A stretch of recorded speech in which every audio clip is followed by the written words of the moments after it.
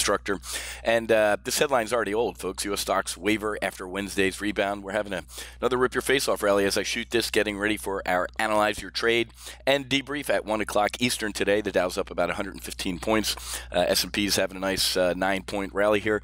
So a lot to talk about. Again, the U.S. stocks waver after Wednesday's rebound. We had some Facebook earnings last night. I got to be honest with you, it was comical to watch after-hours trading and then trading today. So obviously Facebook's doing extremely well today, but I got to be honest with you.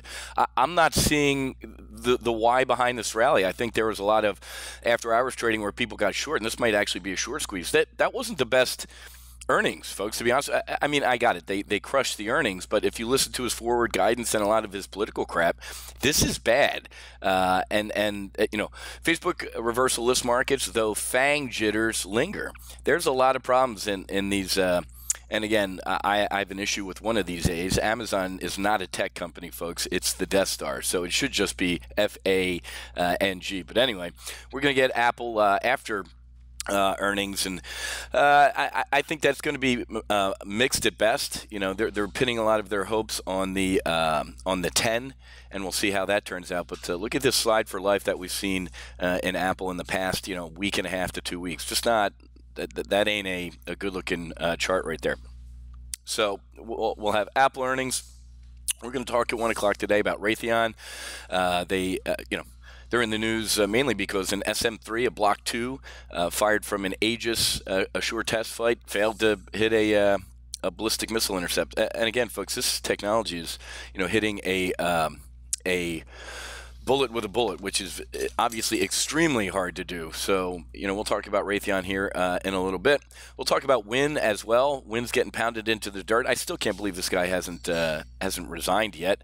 So we put on a bear call, or recommended a bear call spread last week, kind of holding on here. I think the guy's going to resign.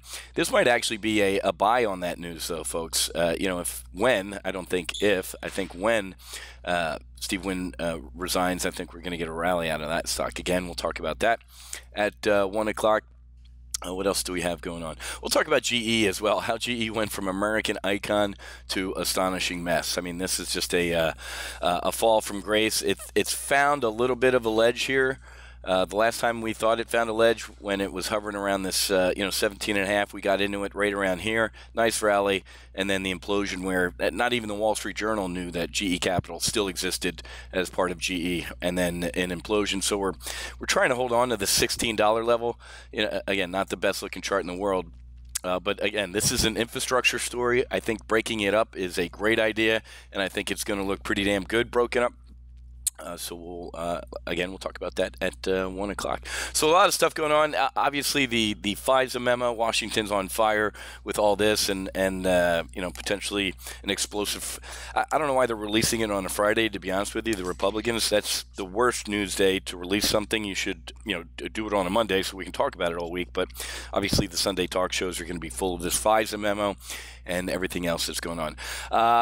Biggest thing on the radar, however, for tomorrow, aside from the FISA memo, is the non-farm payroll.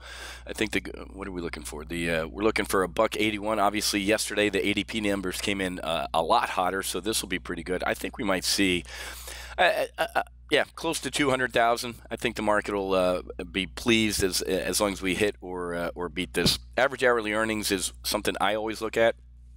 Are we making new jobs? Yes, but are people making more? So we'll take a look at this tomorrow in our Friday market wrap-up video. So, all right, I'm going to get ready for our 1 o'clock Analyze Your Trade and Debrief. Again, we have two full throttle annual slots that are available after we got rid of a couple folks this week who apparently didn't know that I talk politics and trade my politics and do extremely well doing it. So if you still haven't grabbed your annual or your monthly subscription, you can head to go.topgunoptions.com/getft, and we'll be good to go. Okay, I'll see many of you at 1 o'clock. Have a great rest of your day. Happy hunting. Make sure you hedge, and God bless.